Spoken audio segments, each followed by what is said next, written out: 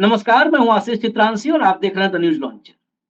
मोदी की ईडी क्या फिर से एक बार एक राज्य में कांग्रेस को खरीदने के लिए निकल चुकी है? क्या स्लीपर सेल की भर्ती, बम्पर भर्ती फिर शुरू हो गई है? और ये भर्ती आपको पता है कि ईडी, सीबीआई और आईटी के जरिए हो। दरअसल हरियाणा का चुनाव जैसे-जैसे करीब आ रहा है, हरियाणा में भाजपा की हालत जैसे-जैसे खराब नजर आ रही है।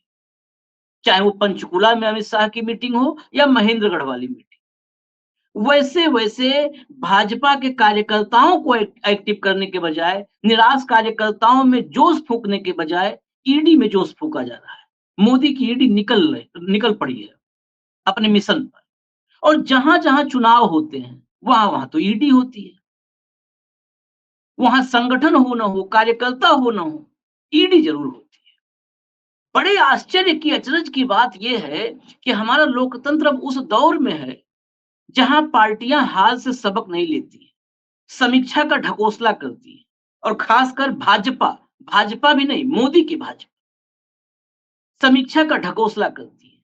लेकिन अहंकार, लोकतंत्र को शिकंजे में कसने का अहंकार, जनमत को शिकंजे में कैद करने का अहंकार इतना बड़ा होता है कि जनादेश, जनमत, जनता का मिजाज सब डस्टबिन में नजर आता है। 240 पे आने के बाद मोदी की जगह कोई दूसरा होता तो ईडी का दुरुपयोग बंद हो जाता, सीबीआई का दुरुपयोग बंद हो जाता, क्योंकि एक सबक है कि अब ईडी, सीबीआई इसके खेल से जनता आजिज आ चुकी है, ऊब चुकी है। लेकिन शुरू हो गया है खेल हरियाणा में। जगदीप सिंह सिंधु साहब को जोड़िए जरा हरियाणा के डेवलपमेंट पर चर्चा करें, क्योंकि हरियाणा में डेवलपमेंट बहुत बहुत तेज हो रहा है। और मैंने खरीदने की बात सिंधु साहब इसलिए किया क्योंकि मुझे मध्य प्रदेश के विधानसभा चुनाव याद है। उस विधानसभा चुनाव में इस देश के जितने पॉलिटिकल एनालिस्ट हैं, राजनैतिक पंडित हैं, आपने भी मध्य प्रदेश में काम किया है। हम लोगों ने करीब से देखा, करीबी सहयोगी साथी मध्य प्रदेश में। सबका अनुमान था कि कांग्रेस आ रही है। लेकिन कांग्रेस को मध्य प्रदेश में भाजपा ने नहीं हराया। कांग्रेस को मध्य प्रदेश में कमलनाथ ने हराया। कमलनाथ ने कांग्रेस का सौदा कर लिया भाजपा के साथ। जो मैंने कहा स्लीपर सेल की बंपर भर्ती शुरू है। क्यों किया? कमलनाथ का की बहन, कमलनाथ का भांजा, कमलनाथ के परिवार में 2-3 लोगों पर ईडी का, वो आप बेहतर, मैंने कहा कि आप एमपी में काम भी किए हैं। उनके नजदीकी 2-3 परिवार के सदस्य ईडी के रडार पर थे, शिकंजे पर थे। अंबानी से संबंध जो है कॉर्पोरेट, वो तो अलग ही मसला है। लेकिन ईडी का खेल, ईडी निकली, मध्य प्रदेश में जीत छीन ले आई, कांग्रेस के जबड़े से निकाल लाई। अब सबसे बड़ी चुनौती हरियाणा में भूपेंद्र सिंह हुड्डा है। हुड्डा के करीबियों पर यह मिशन शुरू हुआ है। राव दान सिंह करीबी हैं, सुरेंद्र पवार करीबी हैं। तो क्या ईडी फिर लग गई है हरियाणा में कांग्रेस का सौदा करने के लिए? मतलब जीत का सौदा कर लो, इंटरनली स्लीपर सेल बनवा दो। आशीष जी, जिस प्रकार की अभी गतिविधियां होने लगी हैं हरियाणा के चुनाव को देखते हुए, ये अपेक्षित था। क्योंकि ऐसा नहीं माना जा सकता कि अपनी जीत को सुनिश्चित करने के लिए भारतीय जनता पार्टी कोई भी हथकंडे अपनाएगी या अब के नहीं अपनाएगी। इस लोकसभा चुनाव के बाद शायद उनके प्रयास और उनकी प्रक्रिया में कोई सुधार हुआ होगा, ऐसा अ, मान लेना बिल्कुल असंभव सी बात थी। और उसी को देखते हुए अब ये प्रक्रियाएं सामने आने लगी हैं, जिस तरह जैसे जैसे चुनाव नजदीक आने लगा। हरियाणा में अ, भारतीय जनता पार्टी को लोकसभा चुनाव में जिस तरह से हार मिली है, अपेक्षित जीत नहीं मिली, उससे भारतीय जनता पार्टी निश्चित तौर पे बड़ी चिंताओं में है। और वो कोशिश कर रही है, हर संभव कोशिश कर रही है कि किस प्रकार से अपनी राजनीतिक जमीन को दोबारा वापस पाया जाए। लेकिन जो लोगों का रुझान है, जिस प्रकार का लोगों का गुस्सा है प्रशासन के प्रति, 10 साल, लगभग 10 साल होने को है सरकार की नीतियों के प्रति। और जो हमने लोकसभा चुनाव में देखा, जिस प्रकार से ग्रामीण क्षेत्रों में किसानों का एक प्रभाव रहा, उसमें जो प्रतिनिधि रहे भारतीय जनता पार्टी को, उनको घुसने नहीं दिया गया। बेरोजगारी का जो मुद्दा है, उसकी वजह से जितने लोग परेशान हैं, तो अब ऐसा लगने लगा था कि भारतीय जनता पार्टी को विधानसभा में, और विधानसभा में एक खास बात और भी होती है, लोकसभा में जब मुद्दे राष्ट्रीय स्तर के होते हैं, विधानसभा में प्रादेशिक स्तर के मुद्दे रहते हैं। और प्रदेश में जिस प्रकार की नीतियां भारतीय जनता पार्टी ने पिछले 10 साल में लागू की हैं, उनके जो परिणाम हैं, उनसे जितने लोग त्रस्त हैं, तो प्रदेश में एक और बड़ा संकेत मिलने वाला था भारतीय जनता पार्टी को, संदेश मिलने वाला था। तो उसको बचाने के लिए भारतीय जनता पार्टी ने अपने हथकंडे, अपने तरीके अपनाने शुरू कर दिए हैं। और मूलतः ये कांग्रेस के और कुछ एक शुरू में जो भारतीय जनता पार्टी ने या ईडी ने, सॉरी, कहें तो इनेलो के एक विधायक हैं, उनपे भी रेड की थी। और अब ये कांग्रेस जो मुख्यतः विपक्षी पार्टी है, उनपे उनके जो विधायक हैं, जो मुख्य चेहरे हैं, उनपे रेड हुई है। जैसे राव दान सिंह का आपने ज़िक्र किया, अब कल रात को सुरेंद्र पवार जो सोनीपत से हैं, उनपे रेड हुई, उनकी गिरफ्तारी हो गई है। और अलग-अलग अगर कड़ियों को देखें, ये कड़ियाँ जोड़ने की कोशिश करें, तो ये कड़ियाँ साथ जुड़ते-जुड़ते भूपेंद्र सिंह हुड्डा तक जाती हैं। और भूपेंद्र सिंह हुड्डा पे भी पीएमएल के मुकदमे हैं, और इसमें सीबीआई का मुकदमा भी है, जो लैंड डील मानेसर की थी, जो लैंड डील एजीएल की थी, और एक अन्य मामला है। 3 बड़े मामले हैं जिनमें भूपेंद्र सिंह हुड्डा घिरे हुए हैं। तो हो सकता है कि ये भारतीय जनता पार्टी की एक बड़ी कवायद कांग्रेस को घेरने की है, और कांग्रेस के मुख्य जो एक स्तंभ है अभी हरियाणा में, भूपेंद्र सिंह हुड्डा, उनको हिलाने की कोशिश है, और कांग्रेस का मनोबल तोड़ने की ये कोशिश साफ तौर पे देखी जा रही है। सिंधु साहब, मैं इसको थोड़ा-सा और इसके तह में जाते हैं। मैं इसे तोड़ने की कोशिश नहीं की, हिला दिया या डरा दिया। डराना, धमकाना, इससे जनता का सेंटिमेंट आजकल, देखिए, ईडी का इस्तेमाल, मुझे व्यक्तिगत तौर पर लगता है कि ईडी के इस्तेमाल का तरीका मोदी ने बदल दिया है, शाह ने बदल दिया है। पहले ईडी का इस्तेमाल होता था डराने के लिए, धमकाने के लिए, गिरफ्तार करके जेल डाल देंगे, आपको जमीन से अलग कर देंगे, तोड़ देंगे। अब ईडी, क्योंकि जब ईडी इसके वजह से, पहले क्या था कि जनता में जाता था कि ये करप्ट आदमी है, ईडी ने गिरफ्तार कर लिया, मोदी की ईडी करप्ट लोगों को, भ्रष्ट लोगों को छोड़ नहीं रही है। अब ईडी किसी पर हाथ डालती है तो सेंटिमेंट उसके पक्ष में जा रहा है पब्लिक का। ईडी की इमेज इतनी खराब हो चुकी है। अब अंदर खाने में सौदेबाजी का सिस्टम ईडी के जरिए हो रहा है कि सेनापति को, सामने वाली सेना के सेनापति को ही खरीद लो। जैसे जो है प्लासी की लड़ाई में क्लाइव ने सेनापति खरीद लिया, तो जो है नवाब का सेनापति बिक गया। तो सेनापति खरीद लो, जैसे सेनापति को खरीदा था मध्य प्रदेश में। अब महत्वपूर्ण है कि राव दान सिंह हो, सुरेंद्र पवार हो, इनका इस्तेमाल अनिल देशमुख जैसा करने की कोशिश होगी। लेकिन अनिल देशमुख जैसे नेता बहुत कम हैं जो न टूटे। अनिल देशमुख महाराष्ट्र के गृह मंत्री थे, और 100 करोड़ वाला जो आया मामला, अनिल देशमुख को जब लिया गया हिरासत में, तो उनके पास हलफनामा आया एक। हलफनामा में लिखा था कि जी शरद पवार और उद्धव ठाकरे के आदेश पर, कहने पर हमने किया। शरद पवार का नाम देखते ही उखड़ गए अनिल देशमुख, कहे कि मैं तो दस्तखत नहीं करूंगा, मुझे जो करना है करो। वापस लेके हलफनामा चला गया कुरियर बॉय, सब कुरियर बॉय पे ही चल रहा सिस्टम। वापस लेके गया हलफनामा, फिर दोबारा हलफनामे में तब्दीली हुई कि नहीं, अनिल देशमुख कुछ भी हो जाए, ये शरद पवार के खिलाफ नहीं बोलेगा, शरद पवार के प्रति इतना निष्ठावान है, शरद पवार का नाम हटाओ, उद्धव के नाम पे ले जाओ हलफ। उन्होंने एक इंटरव्यू में ये भी कहा था कि मैंने हाँ, ये स्टैंड लिया था कि मैं कोई भी अनैतिक कार्य नहीं करूंगा, भले वो किसी भी के खिलाफ हो, भले ही हमारे वो यहाँ पवार न्यूज के लॉन्चर खिलाफ पे हो, अनिल भले ही वो देशमुख का उद्धव न्यूज ठाकरे के लॉन्चर खिलाफ पे हो, या इंटरव्यू। अन्य किसी के खिलाफ हो। हाँ, हमारे यहाँ न्यूज लॉन्चर पर हुआ, जब उद्धव का नाम लेके गए तो उद्धव के नाम पे भी अनिल देशमुख ने मना कर दिया। आखिर लंबे वक्त तक जेल में रहना पड़ा, और बाद में कोर्ट ने कैसी लानत मलानत की, कितना, मतलब वो समझिए आप, तमाचा था जब कोर्ट ने इस मामले में कहा कि 100 करोड़ की चार्ज से 100 करोड़ का आरोप है, 8 करोड़ की चार्जशीट है, 1.5 करोड़ रुपए तुम प्रूव कर पा रहे हो। 1.5 करोड़ रुपए इतना बड़ा अमाउंट नहीं है राजनीति में। जी, तो इसी प्रकार से 100 संजय करोड़ राउत का के साथ आरोप भी और हुआ। 1.5 करोड़ संजय राउत का केस यही। लेकिन बेशर्मी का, मैं कहता हूं कई बार, बेशर्मी का अमृत काल ये चल रहा है, जिसे मोदी जी कह रहे हैं अमृत काल, तो पूरा नहीं बताते हैं वो। दरअसल ये बेशर्मी का अमृत काल बना रहे हैं। वो तमाचा मार दे, बेइज्जत कर दे कोर्ट। कितने बार रांची में जो है झारखंड हाई कोर्ट ने बेइज्जत किया हेमंत सोरेन के मामले में अभी, कि कुछ भी नहीं है, कहीं पर कुछ नजर नहीं आ रहा है। संजय राउत में बेइज्जत हुए, अनिल देशमुख में बेइज्जत हुए, लेकिन ना, वो बिल्कुल, जब हम अशोक वानखेड़े जी और हम बैठते हैं, कहते हैं ना पामेरियन है ये तो, ये पामेरियन है, ये पामेरियन की इज्जत और बेइज्जती थोड़ा होती है।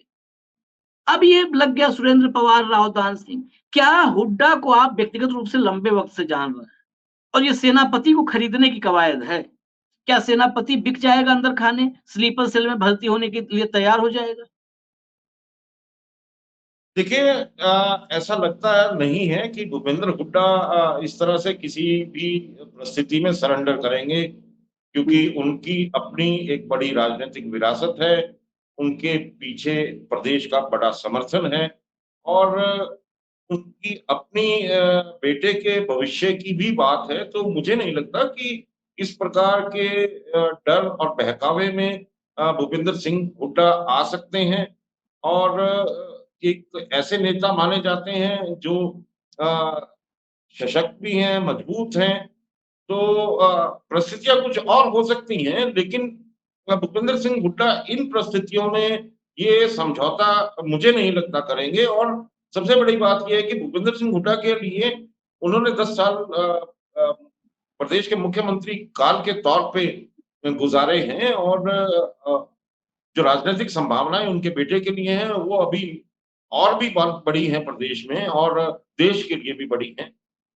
ये वैसा मामला नहीं हो सकता जो शायद जननायक जनता पार्टी के द्वारा किया गया था, जिसमें एक राजनीतिक लाभ के लिए, लोलुपता के लिए जो जनादेश जो उनको मिला, जो जन समर्थन उनको मिला, उसका एक राजनीतिक सौदा किया गया। तो मुझे नहीं लगता कि राजनीतिक सौदा भूपेंद्र हुड्डा पूरे प्रदेश के लिए करेंगे, और ये उनकी राजनीति का हिस्सा कभी रहा नहीं है।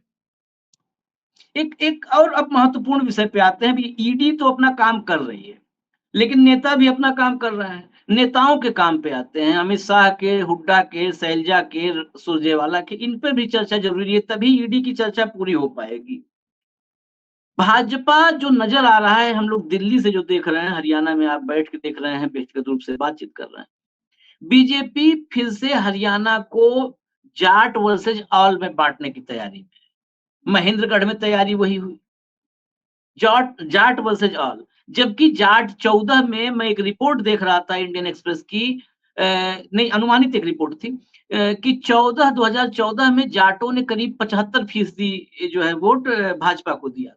50% से ज्यादा 2019 में दिया है।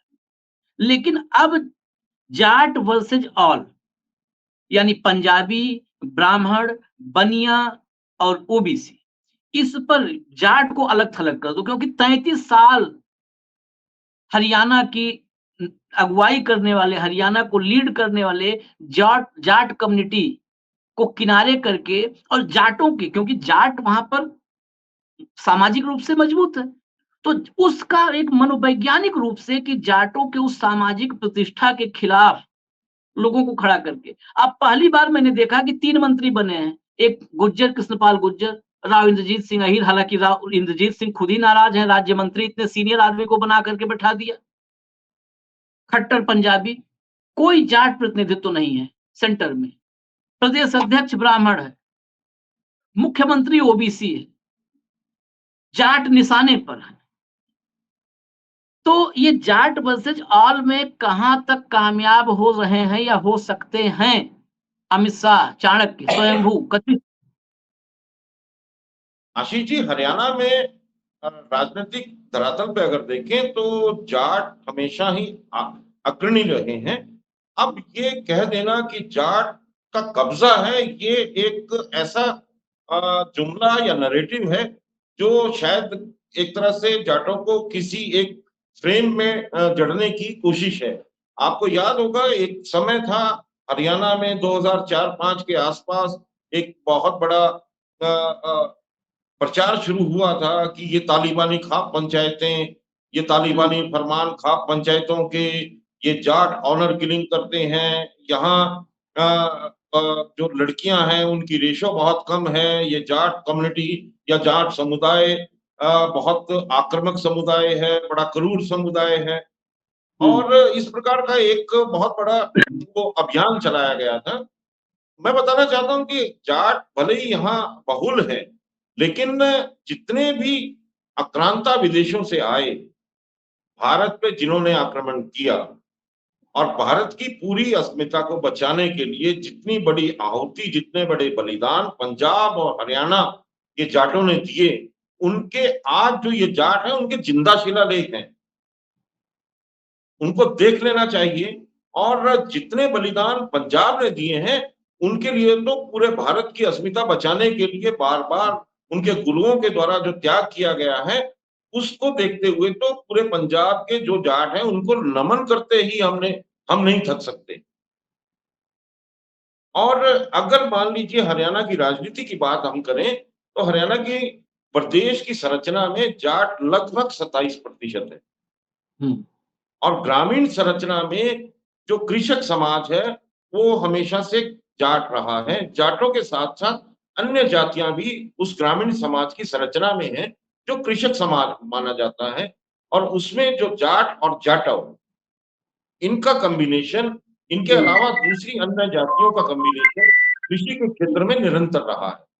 हुँ, अब रही बात ये कि उस संरचना को पहले भी एक तरह से ठेस पहुँची थी और उसी के कारण हरियाणा में जिस तरह से भारतीय जनता पार्टी को जाटों ने और अन्य जो कृषक जातियाँ हैं, जिनमें गुर्जर भी हैं, जिनमें सैनी भी हैं, जिनमें अहीर भी ब बहुत बड़ी संख्या में हैं, राजपूत हैं, इन सभी मुख्य जातियों ने बहुत समर्थन किया था और इसी वजह से भारतीय जनता पार्टी हरियाणा में अपनी सफलता को देख पाई थी। अदरवाइज़ हुँ, अगर हम भारतीय जनता पार्टी के इतिहास को, राजनीति के इतिहास को हरियाणा में देखें तो वो जब से हरियाणा बना है तब से प्रयास कर रहे थे, लेकिन उनको कभी भी धरातल हरियाणा में नहीं मिल पाया था।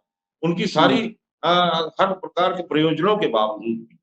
तो अब जिस तरह से वो जाट वर्सेस नॉन जाट करने की कोशिश कर रहे हैं, ये हरियाणा के लोकसभा चुनाव के अंदर स्पष्ट हो गया था। जिस तरह से ग्रामीण आंचलों से जो ये अ, ज़्यादा मतदान हुआ, जिसमें सभी जातियों ने मिलकर कहा और बहुत सी जगह तो ऐसे उदाहरण देखने को मिले जहाँ जो अन्य अनुसूचित जाति समाज है, जो जाटव समाज है, जिनकी गलियों में आना-जाना बंद था, गाँव की गलियों में भी लोगों का आना-जाना बंद था।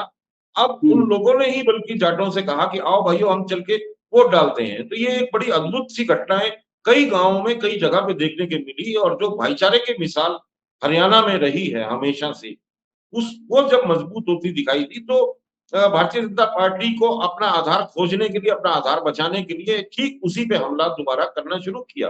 और उसी के हुँ, अंतर्गत ये जो कह लें कि पिछड़ा वर्ग सम्मान समारोह किया गया या उन लोगों को इकट्ठा करने की कोशिश की गई, वो उसी एक वर्ग जो जो जाट और जाटव वर्ग है, जिसकी युति और जिसका संयोग दोबारा हरियाणा में देखने को मिल रहा है, उसको तोड़ने की कवायद है या उसके विपरीत खड़ा होने की कवायद है।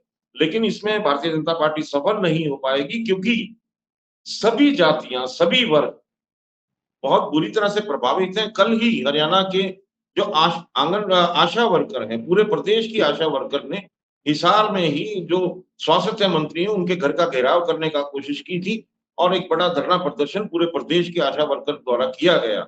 इसी प्रकार से जो अन्य सफाई कर्मचारी या अन्य वर्ग हैं, कर्मचारियों के जो वर्ग हैं, वो भी बहुत ज़्यादा इन नीतियों के खिलाफ लामबंद हैं, धरातल पे गुस्सा है, लोगों में आक्रोश है और लोग अब भारतीय जनता पार्टी को प्रादेशिक मुद्दों पे घेरना चाहते हैं। तो भारतीय जनता पार्टी के लिए बड़ी विकट स्थिति है कि वो इस चुनाव में किस प्रकार की प्रयोजन करे ताकि वो अपने एक सम्मानजनक स्थिति को प्राप्त कर सके। और ये जो रेड होना, ये जो इस प्रकार के प्रयोजन होना, इस प्रकार की प्रक्रिया होना, ये ठीक उसी का एक हिस्सा बड़े स्तर पे माना जा सकता है और हरियाणा प्रदेश का जो मतदाता है उसको बिल्कुल भलीभांति इस चीज का ज्ञान है कि भारतीय जनता पार्टी आने वाले समय में चुनाव जीतने के लिए क्या-क्या हथकंडे अपना सकती है। बिल्कुल सिंधु साहब, इस चर्चा को छोटा ही रखते हुए आखिरी निष्कर्ष ये समझ में आया आपसे बातचीत में, और जो उदाहरण चाहे महाराष्ट्र का हो, चाहे कमलनाथ एक एग्जाम्पल बन गए हैं कांग्रेस के लिए। कांग्रेस को सबक लेना होगा, कांग्रेस को सबक लेना होगा। आखिर में मैं कहूंगा कमलनाथ चैप्टर से सबक लेना होगा। जिस तरह से और मध्य प्रदेश की बात फिर करूंगा, मध्य प्रदेश में दिग्विजय कांग्रेस, मध्य प्रदेश में कमलनाथ कांग्रेस, मध्य प्रदेश में अजय सिंह कांग्रेस, ये जितने कांग्रेस हो गई थी वैसे ही हरियाणा में न हो जाए कि शैलजा कांग्रेस, सुरजेवाला कांग्रेस, हुड्डा कांग्रेस। कोई हिसाब मांग रहा है हुड्डा मोदी से या भाजपा से कि हरियाणा मांगे हिसाब। कोई ग्रामीण वो जो है कस्बाई क्षेत्रों में और शहरी क्षेत्रों में यात्रा निकाल रहा है। अभी वक्त है, हरियाणा की जनता भाजपा को हटाना चाहती है, लेकिन मध्य प्रदेश रिपीट कांग्रेस न करे, ये कांग्रेस के लिए जरूरी है, क्योंकि चुनाव में अब ईडी आ चुकी है। ये चुनाव मोदी से नहीं है, ये चुनाव भाजपा से नहीं है, ये चुनाव विभाजनकारी सोच से है और ईडी से। ये जो पामेरियन बन चुकी एजेंसियां हैं उनसे है ये चुनाव। ये चुनाव उस विचार से है जो 2024 में 240 पे आने के बाद बीजेपी और मजबूती से सामने ला रही है। 240 पे आने के बाद ग्राउंड पर भले ही तमाम वजह पता चल जाए, वजह तो सिंधु साहब को पता है, हमें पता है, सबको पता है भाजपा क्यों हारी। भाजपा मोदी के अहंकार की वजह से हारी, भाजपा मोदी के अलोकप्रियता की वजह से हारी, अलोकप्रियता की वजह से। लेकिन सत्ता के शीर्ष पर बैठे दोनों गुजरातियों को लगता है कि एजेंडे में, विभाजनकारी और नफरती एजेंडे में कहीं कुछ कसर रह गई थी। ईडी के इस्तेमाल में कुछ कसर रह गई थी। ईडी का इस्तेमाल और जोरदार तरीके से होना चाहिए, तो और जोरदार तरीके से हो रहा है। हिंदुत्व का एजेंडा या समाज में विभाजनकारी एजेंडा, नफरती एजेंडा कहीं हो सकता है थोड़ा कम जो है एग्जीक्यूट हो पाया हो, इंप्लीमेंट हो पाया हो। तो देखिए चुनाव खत्म होने के बाद उसको और तेजी से आगे बढ़ाया जा रहा है। शुभेंदु अधिकारी जो बोल रहे हैं वो कहां से बुलवाया जा रहा है कि सबका साथ सबका विकास नहीं चाहिए। ठेलों पर नाम लग रहे हैं तो क्यों लग रहे हैं? असम मुस्लिम प्रदेश बन जाएगा, असम को बचाना है, जीवन मरण का प्रश्न है, हिमंता बिश्व शर्मा क्यों बोल रहे हैं? और दूर की बात नहीं, अब हरियाणा की बात करें जहां 7-7.5% मुस्लिम आबादी है, वहां पर मुस्लिम आरक्षण का डर दिखा करके अमित शाह ने चुनावी शंखनाद ही किया। जिस प्रदेश में 7-7.5% मुसलमान है, वहां मुसलमानों का डर क्यों दिखाना, क्यों दिखाना? जबकि इसमें आशीष जी ये है कि ये पहले ही इन्हीं की सरकार के द्वारा अनुमोदन किया जा चुका है। बैकवर्ड जाति में जो मेव जातियों के अलग अलग वर्ग हैं या वो जातियां, सब जातियां हैं, वो इसी में है। तो उसमें बड़ा विचित्र है कि उनको अपनी ही सरकार के तथ्य के बारे में जानकारी नहीं है, और जबकि प्रचार के माध्यम से एक बड़े मंच से जिस तरह की चकाचौंध या जिस तरह की एक आकार को बनाने की कोशिश की जा रही है, वो उन्हीं की सरकार के द्वारा किया गया है।